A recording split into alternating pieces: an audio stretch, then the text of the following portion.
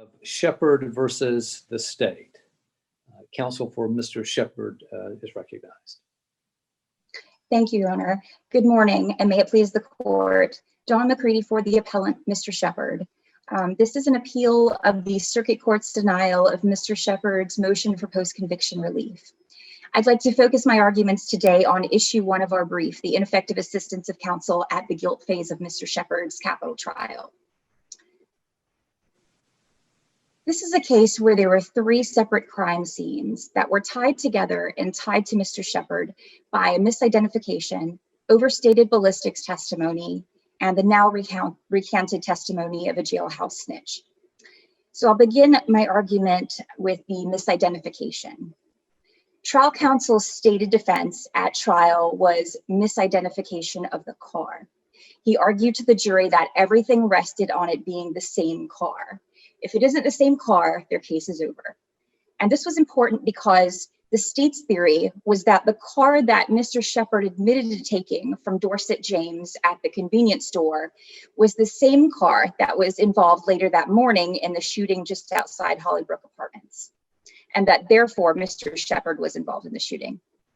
And the defense argued that it was not the same car and Mr. Sheppard was not involved in the shooting. Trial counsel was ineffective for failing to investigate and present any evidence to support this misidentification defense. He failed to execute his strategy of arguing that it was not the same car. Now, there were 2 details of the car described at the scene that did not match Dorset James's car, which was, again, the car that Mr. Sheppard admitted to taking at the convenience store. And these 2 details were the decal and the license plate. So I'm going to start with the detail because I think that is the most important detail. Detalia Barrett, who was the state's star witness at trial, made at least 2 statements to police involving a decal located on the rear window of the car she saw that was involved in the shooting. Based on this detail, police put out a bolo looking for similar cars that specifically had a decal in the back window. And we know from police reports that police stopped at least 2 cars because they had decals in the back windows and investigated the occupants of those cars. Now, one of those cars belonged to a gentleman named Raymond Larry. And Miss Barrett was shown a picture of this car belonging to Mr. Larry and stated that it looked like the car, but the decal was lower than she remembered, again, affirming that there was a decal on the rear window. At trial, however, she identified the car belonging to Dorset James as the car that was involved in the shooting. Dorset James's car did not have a decal on the rear window, and trial counsel was ineffective for failing to bring out this conflicting evidence. He claimed this detail was not important and would not have supported his misidentification defense, and the circuit court agreed. However, this finding is not based upon competent substantial evidence. There's no reasonable trial attorney that would have failed to cross-examine the state's star witness on this particular conflict in the evidence. These prior inconsistent statements about the decal went directly to the defense that it was not the same car. And we know that reasonable doubt arises from conflicts in the evidence, such as this. Trial counsel even argued in his closing that if he could describe this case in 2 words, it would be mis-ID and decal. So he knew this decal was an important detail, yet he didn't ask any of the witnesses, either Miss Barrett or any of the police officers, about her initial description of the vehicle having a decal on the rear window. And he also never asked any of the officers who testified about the fact that they put out a bolo based on this description of the decal and stopped other cars because of it. Trial counsel just had no reasoned strategy for failing to bring out this conflict in the evidence. And Mr. Sheppard was prejudiced because the jury never got to hear this conflict that would have supported a reasonable doubt as to whether the car belonging to Dorset James that he admitted to stealing was in fact the same car that was involved in the shooting, and whether by extension he was involved in the shooting. The other detail I mentioned was the license plate. Ava Webb was a witness from the scene at Hollybrook Apartments. She spoke to police at the scene and later gave a deposition, but she was not called as a witness at trial. She told police that the car involved in the shooting had a Jacksonville Jaguars license plate. And Dorset James's car did not have a Jacksonville Jaguars license plate. Trial counsel failed to bring out this conflict in the evidence as well. And again, the circuit court found that this issue was de minimis and insignificant, and that counsel was not deficient for failing to bring this out. This finding is not based upon competent substantial evidence. There is no reasonable trial attorney that would have failed to call witnesses that described a car with a license plate that did not match the license plate on Dorset James's car, especially Counsel, when the I'm sorry to interrupt you, but could you address the prejudice prong and just kind of walk us through analytically how we're supposed to look at that? Because we would need to sort of counterfactually sort of assume that the questions were asked and that the possible discrepancies were highlighted for the jury, and then compare that to the other evidence and then ask whether there's a reasonable possibility that it could have changed the outcome, right? Okay, so Your Is Honor, that analytically, is that the question that we need to be asking ourselves? I think I understand your question. So trial counsel didn't bring out any discrepancies between Dorset James's car and the car that was at the scene. And had jurors heard, so he basically argued that it wasn't the same car, but didn't put on any evidence to support that defense. There was evidence out there that could have supported this defense. And had he put on evidence that that this wasn't the same car because this witness saw a decal and the car he was in didn't have a decal, and witnesses saw a Jacksonville Jaguars license tag on the car involved in the shooting, yet Dorset James's car did not have one of these. Could you do what we need to do though, and sort of put that in the context of the evidence on the other side and kind of explain why that would be enough to create the reasonable possibility of a different outcome? Your Honor, I think that would create a reasonable doubt as to whether it was the same car involved in the shooting, and therefore whether Mr. Sheppard was involved in the shooting. Because again, as trial counsel argued at trial, if it's not the same car, the state's case is over. It would have to sort of be counterbalanced against the security guard's ID. It would have to be balanced against the jailmate testimony. I mean, isn't that all? Because you're just focusing on those things, but you're not really giving us a way to understand why what you're talking about would be enough to create the possibility of a different outcome in the context of all the evidence. Right, and I do think all those things should be considered. And you mentioned the jailhouse snitch, Michael Roberts, and that was the subject of our newly discovered evidence claim, as well as our Brady Giglio claim. He recanted in post-conviction and stated that he recanted his testimony in full, stated that Mr. Sheppard never confessed to him and never offered to kill, and never asked Roberts to kill Miss Barrett. So there's that, because his testimony, it sort of reinforced the fact that she had correctly identified the right person. Because if he was saying, "Oh, I need you to kill her because she saw me," that gives credibility to her identification.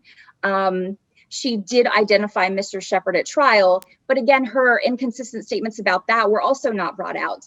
And her identification of Mr. Sheppard as the shooter was less than a solid identification, and had the information about the wrong car and the inconsistent statements and the problems with her identification of Mr. Sheppard been brought out, as well as all of the other things that we have in our brief, I think that would have created a reasonable doubt as to Mr. Sheppard's guilt. And so getting back to,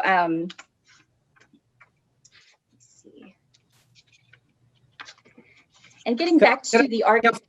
Can I ask you a question about something you briefly referenced? Yes, Your Honor. With respect to the affidavit of Mr. Roberts recanting. Yes, sir. Did counsel for Mr. Sheppard specifically argue to the post-conviction court that that was a statement against interest? Yes. Yes, and the circuit court actually did not make any findings as to whether it was indeed against his interest or any of the necessary findings to find that it was an exception to hearsay. She merely just said it was inadmissible hearsay. So there was no finding by the circuit court as to whether that would come in or not, which we of course argued that it would under that exception. So just back to the misidentification of the car. At trial, at the evidentiary hearing, trial counsel repeatedly claimed that the identification of the car was not important.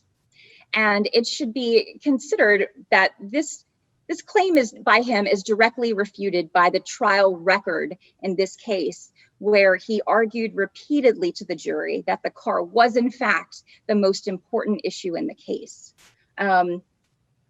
Witnesses described both a Mercury Grand Marquis and a Ford Crown Victoria. These cars look very similar. They're the old police cars. They're easily confused, and there's thousands of them on the road. So that makes it all the more critical to bring out any discrepancies in descriptions of the car. Details are important because these cars can easily be mistaken for one another.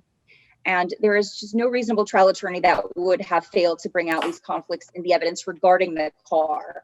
Can I go back? Can I go back and ask a question in line with what the Chief Justice Kennedy was asking you about the statement against penal interest? What evidence was there presented to the judge that your client in this particular case was aware that he may be subjected to perjury charges if he recanted? I mean, that has to be in his mind at the time he makes it for the exception to apply. Right. So, Your Honor, in addition to the affidavit that he signed and swore to, we also introduced the testimony of our investigator, Mr. Shannon, and prior co-counsel in this case, Ms. Pafford, who met with him initially at the jail and spoke with him several times. And each time he had indicated that he knew he could be charged with perjury based on his statement and his recantation. So he did know about this. He was aware of that. And that is in the record based on their testimony.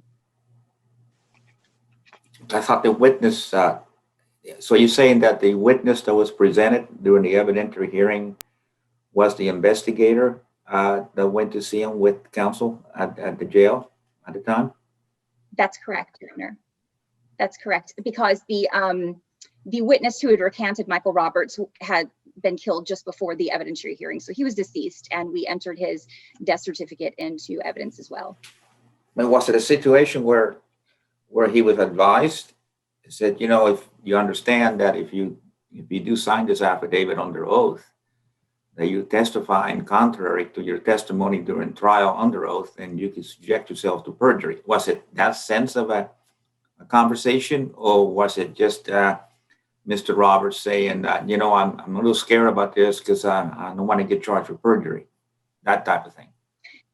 Your Honor, it was our position during our conversations with him that as counsel for Mr. Sheppard, we could not ethically give him legal advice. And so after speaking to the bar, that we've, decided that such a statement or warning to him that he could face perjury charges, that would be giving him legal advice, and that was not appropriate in these circumstances.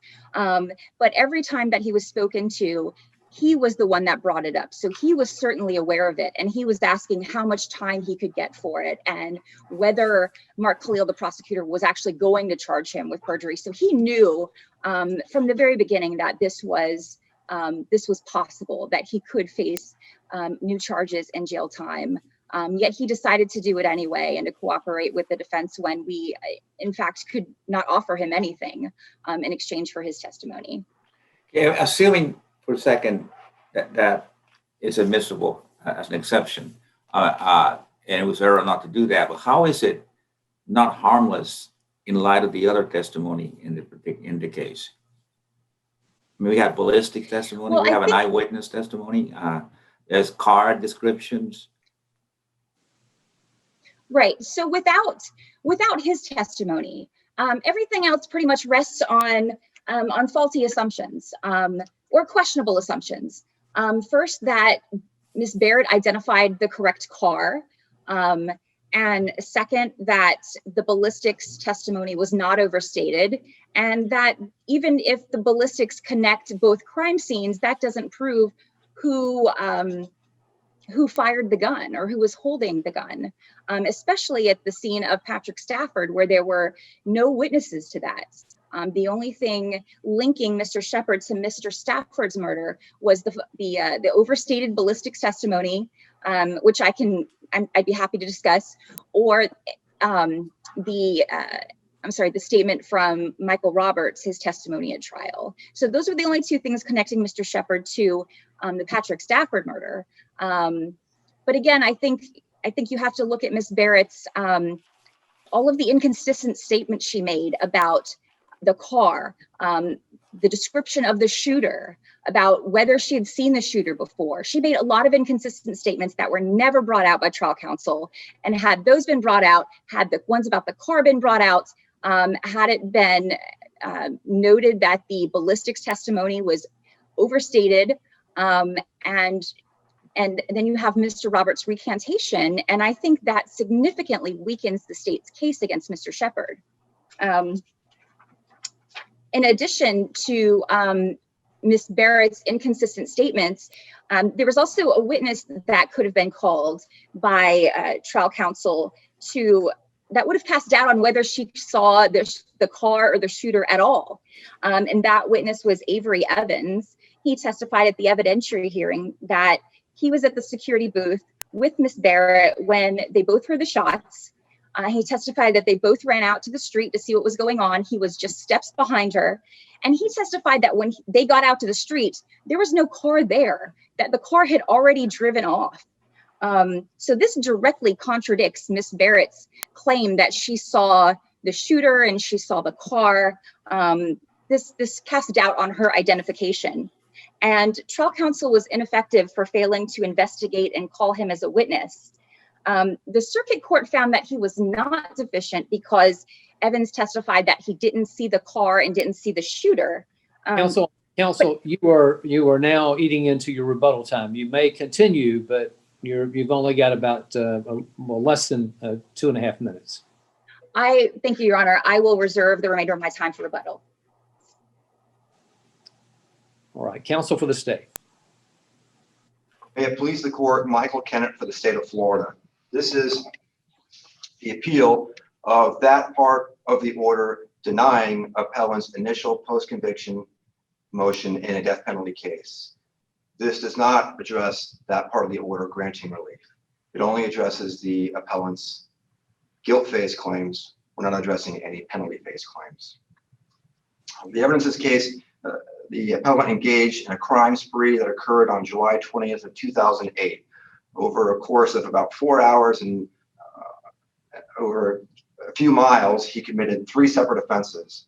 The jury found that at about 5:45 in the morning, he committed the first-degree felony murder of Patrick Stafford, as well as the attempted armed robbery of Patrick Stafford, again at 5:45 in the morning. And the jury also found that he actually possessed and discharged a firearm during the commission of the offenses, causing great bodily harm or death. About 2.5 hours later, and a few miles away at a Prime Stop convenience store on Highway 90, he committed the grand theft auto of Dorset James's car, and the jury also found that he actually possessed a firearm during the commission of the grand theft auto. And then about an hour and a half later on King Street, this is all in Jacksonville, and just a few miles away from where he stole the car, he committed the first-degree murder of Monquell Wimberly, and the jury found that he actually possessed and discharged a firearm in the commission of that murder. Counsel, could you address this issue that we were inquiring about earlier concerning the affidavit and why the trial court did not err in concluding that that was not a statement against interest? Well, it's not a statement against interest. It's not evidence. And the trial court was correct in saying that it was inadmissible hearsay because there just are no corroborating circumstances that would support. Well, wait. But the trial court never got to the issue about corroborating circumstances. I don't think. I mean, because what the trial court said is they're not statements against interest. And it did not say that it's a statement against interest, but that the requirements of the statute, which I actually have written down here, the requirements of 90.8042C of corroborating circumstances that show the trustworthiness of the statement were not met. That's correct. The appellant argued and argues in their briefs that it was a statement against interest. The trial court found it was inadmissible hearsay and said, the trial court said it wasn't this or that or this or that. And one of the thises or that's was a statement against interest. And that's the extent. But the trial court did find it to be inadmissible hearsay, and the trial court was correct. In this case, it doesn't qualify as a statement against interest because it lacks corroborating circumstances. But we have no reason to believe that the trial court actually evaluated that question, do we? Well, again, it was. I can't see it in the order unless there's something I'm missing or something somewhere else. Well, we're reviewing whether or not the trial court's ruling was correct. And the trial court was correct. It is inadmissible hearsay. And so to the extent that there wasn't the level of detail that you're looking for, there's always the tipsy coaching. Let me ask you this. Okay, so are you conceding that it was a statement against interest, but further arguing that it's not admissible because of the absence of corroborating circumstances? Is that your argument? Well, to go back to Justice LaVarga's questions about was the declarant, who is now dead, was he really aware that it was against his interest? For the sake of argument, we can say, okay, yes, but even if the declarant was aware that it was a statement against his penal interest, the appellant can't satisfy the remaining portions of the statute, which talk about corroboration when there's a recantation. This court has said that recantations are inherently unreliable. Because of that, there's an extra hurdle that a party must overcome, and they must show corroborating circumstances. So yes, there is the affidavit, and yes, there is a testimony of the investigator and the attorney from CCRC, but we also have a recantation of the alleged recantation. And we have the testimony of Mr. Roberts' defense counsel, who represented him in the Nassau County case, who said there was no deal. On top of that, we have the trial testimony of Mr. Roberts himself, which is former testimony and admissible, where he said there's no deal. He clearly said there's no deal. He clearly said, he admitted he was facing 30 years in prison. He admitted that he was hoping for a reduction in his Nassau County case. He admitted. Hang on for a second. There was during the evidentiary hearing, evidence was introduced, documents reflecting the fact that Mr. Roberts did get a preferential treatment. Not only him, but also Willie Carter, which we can talk about later on, also got preferential treatment. So there was evidence of that somehow they got out of jail sooner than they had to. Because of something was offered to them. I mean, how is that not? I'm sorry. There was preferential treatment, but with regard to Willie Carter Jr., there was testimony that whatever favorable treatment he got was unrelated to this case. There was testimony. So right, there was another murder case. The real focus is on Monquell Roberts. And yes, there was testimony that he did receive preferential treatment, but that is not evidence of any kind of a deal. And I want to go back and look at the actual trial testimony of Monquell Roberts. And this is on direct, and it's volume 10, pages 741 to 742 of the trial transcript. Question. Now, after you came forward with this information, has anybody, your lawyer, given you any promises as to what this is going to mean in your case? No, I've actually haven't been promised nothing. It's kind of up in the air about what I'm going to receive. He's referring to his Nassau County case. You pled guilty, right? I pled guilty to my charges over a year ago, and you're facing up to 30 years in Florida State Prison. Yes, sir. And your lawyer hasn't promised you what this testimony is going to give you, right? No. The way I was told that it would just be taken into consideration at the time of my sentencing. Has anybody from the state promised you any exact sentence or anything? Unfortunately not. Actually, before I pled guilty, I was trying to get some type of definite answer, but they said it doesn't work like that.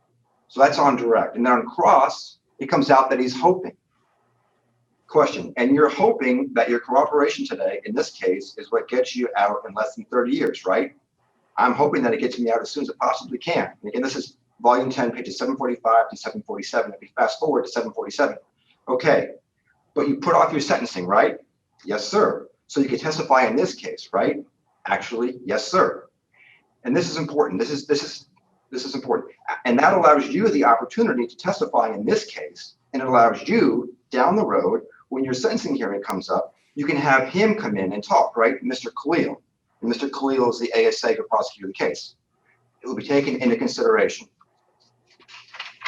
Right. And you're hoping and expecting that, right? That's why you waited a year since you pled guilty, right? I'm going to go to prison anyhow. So yeah, I'm trying to get as much consideration taken as possible. And then on redirect, Mr. Roberts said clearly that all the information that he provided came from the defendant. So the question, sir, the information that you learned and you testified here today, did you get that from the mouth of Billy Sheppard? Yes, sir. So again, the fact that he received preferential or reduced sentence because of his cooperation does not show that there was a deal. His actual testimony, his former testimony, which is admissible evidence, shows there was no deal, and all this information was in front of the jury. The jury heard all of it.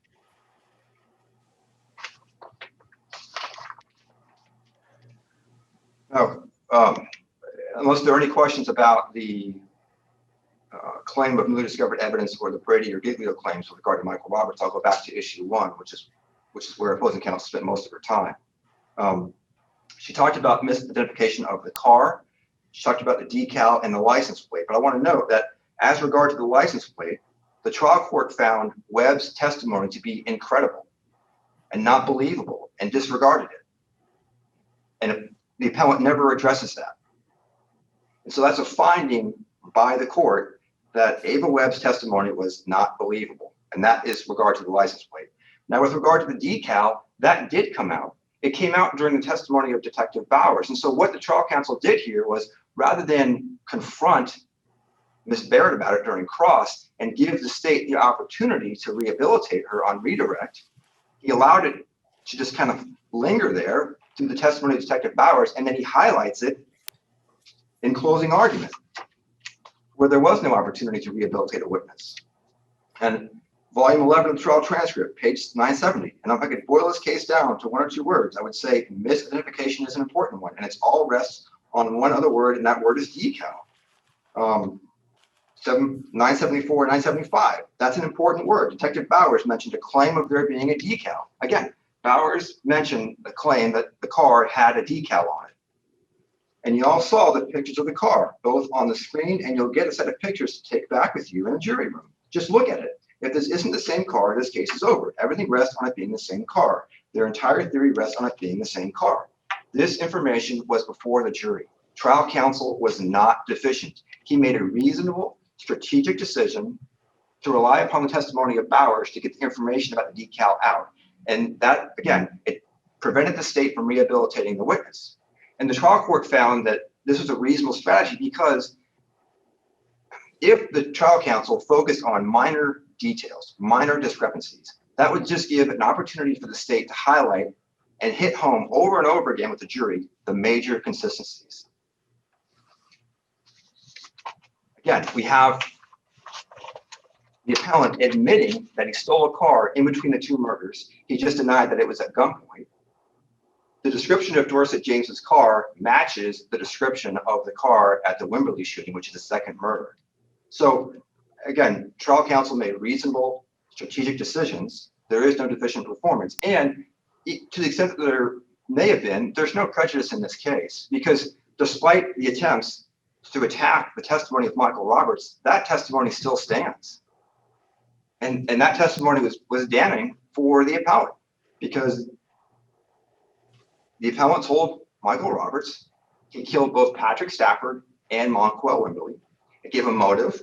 He killed Patrick Stafford because Stafford bucked the jack they were trying to steal the car Stafford was in, and Stafford didn't have the keys, unfortunately for Stafford. And so in response, both Appellant and his co-defendant put fire on Stafford, killing him. So there's that. There's also testimony that he killed Monquell Wimberly. And the testimony that he wanted Roberts to kill Miss Barrett because Miss Barrett identified. When the appellant was in jail, he was very worried about Barrett's identification. And so again, using fraudulent tax return money, he said he would pay Michael Roberts to kill Miss Barrett. And so that is pretty damning evidence against the appellant, and it's evidence that the appellant cannot successfully challenge in this post-conviction. Can I ask you a question? I'm just curious. Co-defendant, Rashawn Evans, he was tried before a jury, and he was charged with 2 counts of first-degree murder. Am I correct? I'm sorry, Justice, off the top of my head, I don't recall. I know he was found guilty. I don't recall if it was first-degree murder or not. No, he was acquitted by the jury of 1 charge, and then in the second count, he was convicted of manslaughter. And I'm just wondering as to which victim the not guilty was for, and which victim the manslaughter was for. And was he tried before Mr. Sheppard? I don't recall the order of the trials, but if you look at the ballistics testimony from appellant's trial, there were 2 firearms used in the murder of Patrick Stafford. One was a 5, they're both 9mm, but one was a 5-right Smith & Wesson. The other was a 6-right, and because the 6-right class characteristics were so common, it couldn't be matched to a particular manufacturer. And then the firearm used in the murder of Monquell Wimberly, that was also a 5-right 9mm Smith & Wesson.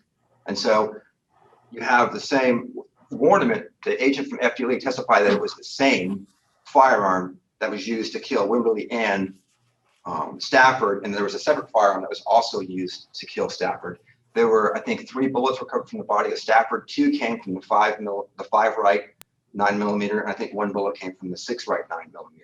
So that would explain the different verdicts. Also, in this case, the jury found that the appellant actually discharged the firearm for the murder of Monquell Wimberly. So if only 1 gun was used in the murder of Monquell Wimberly, and the defendant is the one who was found guilty and was found that he discharged the firearm, then he is the one who, the jury found he is the one who actually shot Monquell Wimberly. Does that answer your question, Justice Barger? Yes, I mean, I'm just wondering about the fact that the gun, I mean, obviously Mr. Stafford was shot with 2 different guns, wasn't he? That's correct. A 5-right and a 6-right, both were 9mm. Right. So I would take it that would be the one that was a manslaughter conviction for Mr. Rashawn Evans. Yes, that would, if you're looking at the verdicts and the facts of this case and the jury findings in this case, that would make sense, yes. Do you know if Roberts, did he testify in Evans's trial? I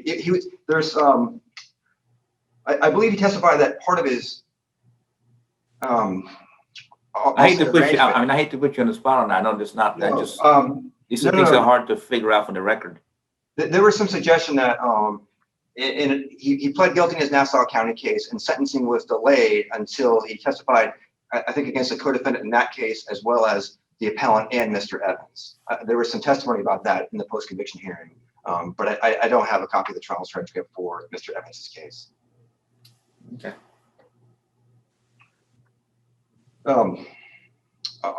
Briefly touch on the misidentification. The trial court found there's no deficient performance there because it was common sense. If you do look at all of the 5 factors that the expert testified to in post-conviction, trial counsel covered all 5 of those factors. I'll just mention 2 very quickly. One was stress. The trial counsel cross-examined Bowers about how he perceived Miss Barrett. There was testimony that Barrett was scared, she was frightened, she was panic-stricken, and Bowers admitted to defense counsel that when someone is stressed or scared, it can impact the reliability of their identification. So that came out. And then there was the other factor, sort of two factors combined. The retention interval, which is the time between when the witness sees the event and when the witness makes the identification, and then also post-identification feedback. And there was testimony as to that with regard to the mug book effect. And I'll be very brief. The expert at the post-conviction hearing said, looking at the mug books can certainly change people's memory of what they remember during the event. It certainly can be part of a misleading post-event information. So the fear is that people are going to remember what they saw in the mug books and think that's what happened at the crime scene. And that's on page 3612 of the record. He also went on to say, it becomes unclear if they're remembering the person from the mug book or if they're remembering somebody from the actual event. That's on 3629. If you go back and look at the closing argument of trial counsel, this is what he says, and it mirrors what the expert said in post-conviction. And I have to wonder, is there a possibility that Billy Sheppard's picture was in that 100 photos that she was looking at? And then when they came back and showed her a 6-pack of photos with Billy Sheppard as one of them, I have to wonder if her memory is picking out Billy Sheppard from one of the 100 and putting him over here in the 6 and saying, I recognize this guy. She's saying, I recognize him because I saw him in a split second, but maybe he's the only one in the 100 that's now in the 6, and that can lead to a misidentification. So trial counsel was not deficient. He did bring out the factors that the expert talked about in post-conviction, and that closing argument certainly shows that. Same thing with the crime scene reconstructionist. No deficient performance there because Barrett's movements were, you couldn't pinpoint her movements, and defense counsel brought that out in closing arguments, calling into question the reliability of her testimony based upon her movements. So that was covered by defense counsel. And again, as far as the ballistics, if you look at the testimony of Mr. Tobin at post-conviction, and you look at the testimony of Mr. Warneman at trial, there are discussions about class characteristics. There are 3 types of class characteristics: caliber, rifling, and breech face. And so based upon class characteristics, at the least, you could say that there was a 9mm 5-right Smith & Wesson semi-automatic pistol used in both murders. And so when you look at all the other evidence in totality, there simply is no deficient performance and no prejudice. And going back to the ballistics, the defense at trial was the misidentification and no confession. So if that's your defense, right, it's a specific defense. It's not just a general reasonable doubt defense. Focusing too much on the ballistics would have taken away from the misidentification and the no confession defense. And trial counsel was worried they would lose credibility with the jury. And that's what the trial court found, and that was a correct ruling. So absent any further questions, the state asks that this court affirm the denial, or yes, the denial of that part of the order, which denied the appellant's guilt-phase post-conviction claims. Thank you. Now for rebuttal arguments.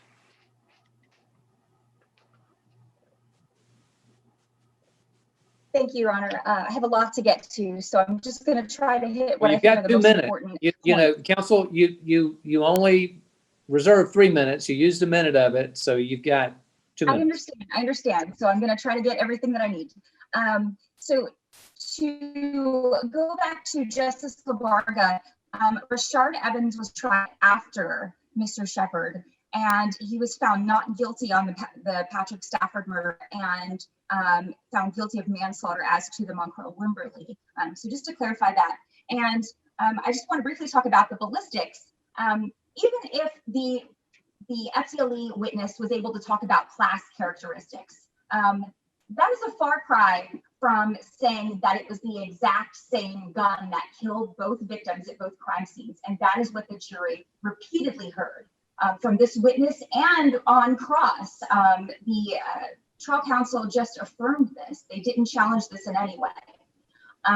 Their only sort of cross-examination of this witness, of this forensic evidence, was to say, well, you don't know who fired the gun or whether it was 2 people with 2 guns or with 1 gun or 1 person with 2 guns. That was the extent of the cross-examination. And the ballistics testimony, it was important because trial counsel stated that his defense was mis-ID and to say the inmate was lying. That was how he phrased it. So if he was trying to undermine Michael Roberts' testimony, this is something that certainly would have cast doubt on the credibility of it.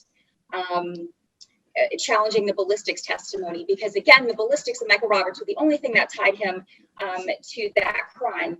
And finally, just to go back to the Detective Bowers saying that that there was a decal. This was very brief. The minute he said the word decal, the prosecutor, Mark Khalil, cut him off and said, whoa, whoa, whoa, I'm going to stop you right there. I want to talk about something else. So that was not explored.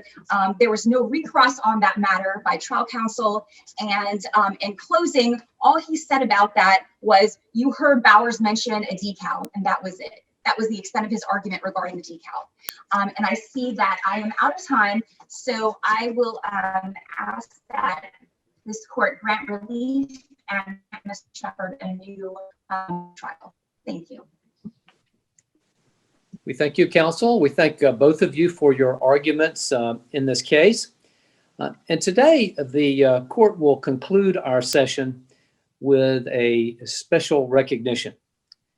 We will take time now in this formal session of the court to honor one of our most valued staff members, a person who is retiring at the end of this month. Deborah Meyer, the director of our central staff, has worked for the Florida Supreme Court for 35 years. During that time, she has directly reported to 12 chief justices and served as a staff attorney to 2 of those chiefs before they moved into the chief's office. Deborah has worked at the court during the tenure of a total of 27 justices, nearly 30% of the total number who have served since Florida became a state in 1845. Deborah has had a truly stellar career as an advisor and counselor to the justices during some of the most tumultuous times in the court's history, spanning 2 separate centuries and 2 separate millennia. Deborah is an extraordinarily capable and hardworking lawyer. Through her work at this court, she has devoted her talents and indeed her life to serving the people of our state.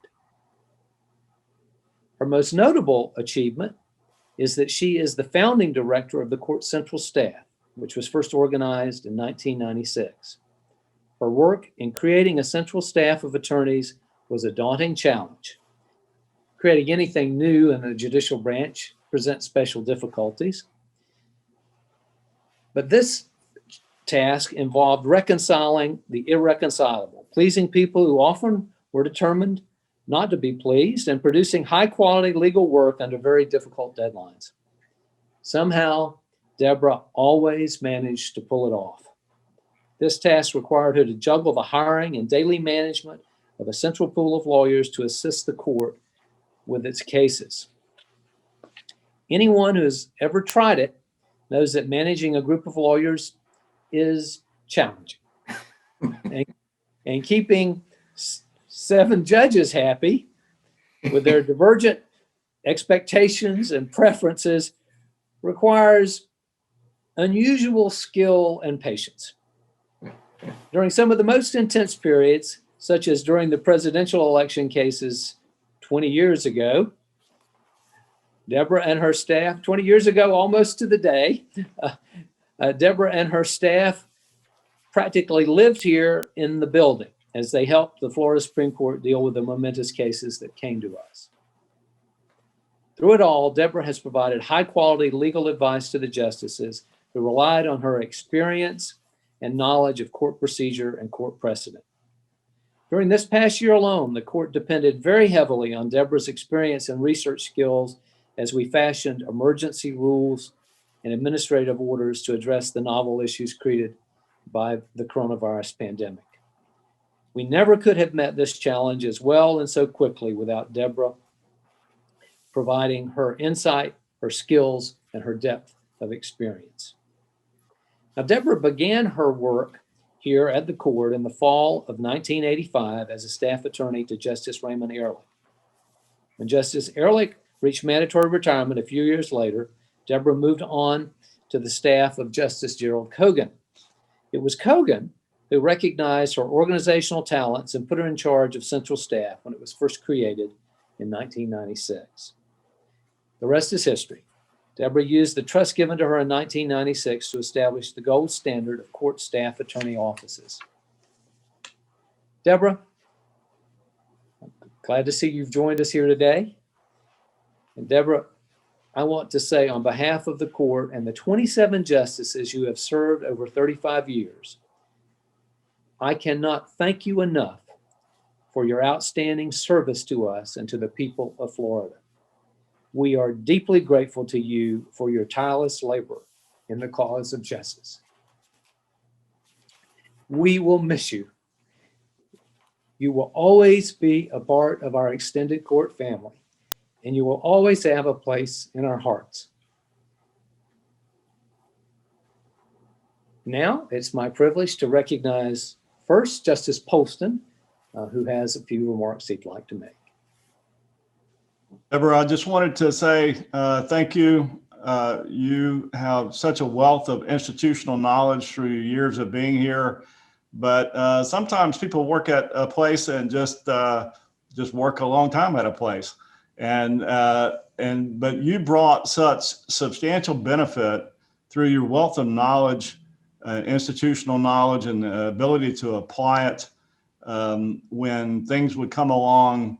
You were able to pull those experiences back and apply them in new situations and deal with some extraordinarily difficult issues. Your ability to analyze very difficult legal issues is extraordinary, and you were always able, for the court's benefit, to tackle tough issues, analyze them, and make such good recommendations with alternative courses of action. As the chief said, your work ethic is extraordinary. You spent, I know, weekends here and times on a regular basis. And I got to work with you through different projects with the governance study and as liaison to different rules committees like the Rules of Judicial Administration, and so appreciate your level of commitment, expertise.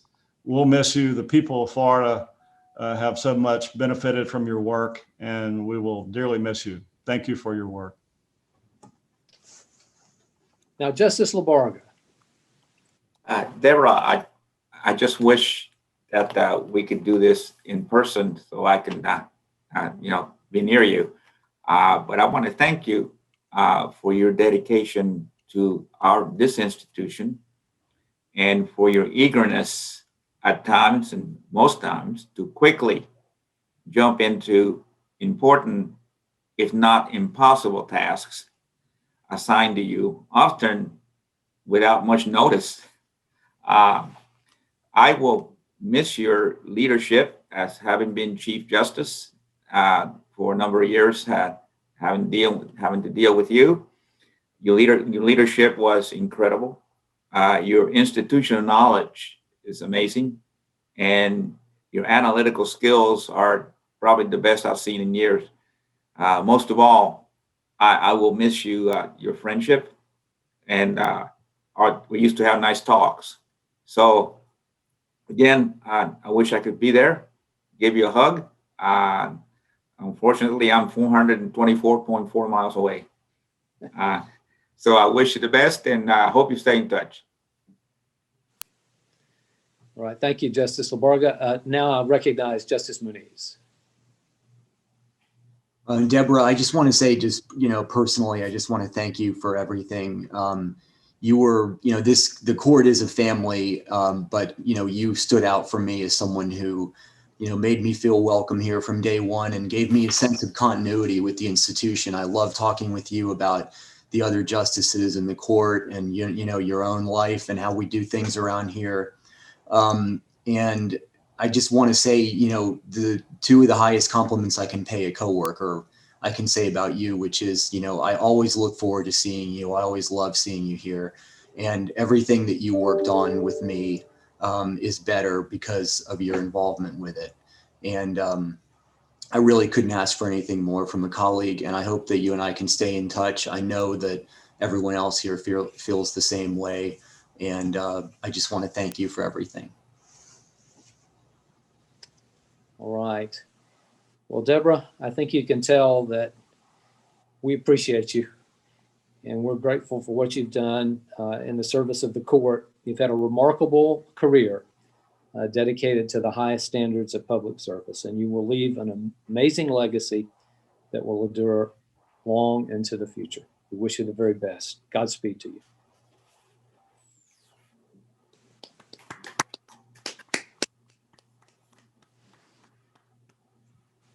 Now, Deborah, I told you could speak, and so you don't have to, but we want you to if you will. Yes, Your Honor. I would like to say a few words. Chief Justice Kennedy and the other justices who spoke, thank you so much for your kind words. I'm almost speechless. I'm so overwhelmed by your gratitude for my service, and may it please the court. I too wish I could be with you in person and have a few of those hugs. Be really nice. I've missed all of you over the past 7 months. It's been very difficult not being with you and my court family. Anyway, I'm glad to feel like I'm back with you. It's been a true honor to serve the court for the past 35 years. First, I would like to acknowledge the late Justice Raymond Ehrlich, who hired me right out of law school as his law clerk. And it was Justice Ehrlich who instilled the work ethic that I have followed here. So you can thank Justice Ehrlich for that, because I have worked as hard for all of you and all the prior justices as I did for him when I first started as his law clerk. And I also will never forget the day that former Justices Kogan and Anstead came to me and said, Deborah, you are going to create the court's first central staff of attorneys. Well, you can imagine how surprised I was, because at the time, I had no idea what a central staff was or even what a central staff did. So anyway, I did a little research, talked to Justice Anstead, who had a central staff at the 4th DCA, figured out what a staff did, put it in together, and off we went. Now, 25 years later, I want to thank the past and current members of central staff for helping me set up and lead the court's central staff for all these years. I also would like to thank the 27 justices and all of the past and current court staff who's helped me so much over the years. Finally, I want to thank my good friend, Craig Waters, for his constant support since we were co-clerks for Justice Kogan decades ago. Together, Craig and I have been involved in and have witnessed the 30-year evolution of this court, which has been something to see. I will miss working with each of you and the rest of my court family that I dearly love. And who knows, maybe like our Jim Logue, in a couple years, I'll realize that working for the court is a lot more fun than relaxing on the beach or traveling the world. But I kind of doubt that. Thank you so much for all the years and the kind words, and I will really miss all of you. All right. Thank you so much, Deborah. We, again, as we've said before, we wish we could do this in person. We wish you the best, and we will look forward to seeing you in the years to come. Enjoy your retirement. Enjoy those travels when it's possible to engage. When it's possible. Right.